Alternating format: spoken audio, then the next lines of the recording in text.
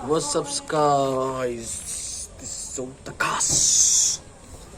Ito na hiyanin Redmi Note 9 Pro 9 Pro Ultra Hybrid ka chalo Teng check ka sukla kan unbox don.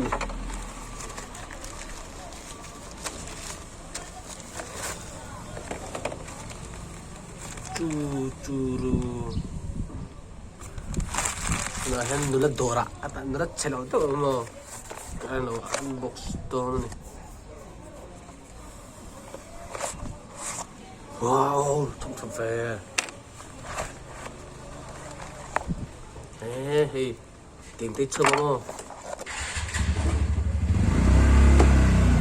Charger niya, OTG, cuman, hybrid version niya, cover, no, cuman,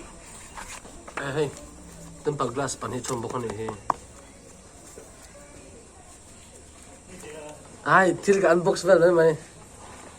Tizong hi ai at mo. Ultra hybrid. Video ni lang At chom mai hai. Ka tumi ka noob player ni mo bot upgrade ni ka. Rin ai alo chom chajit maya hi kan hong china nga.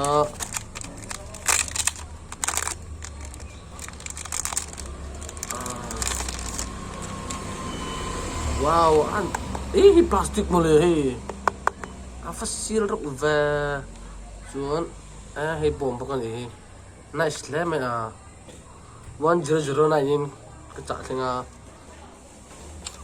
nice khep mai choma achom boka achoma ada na turum boka chuan tempa glass pan hinan. Thank you.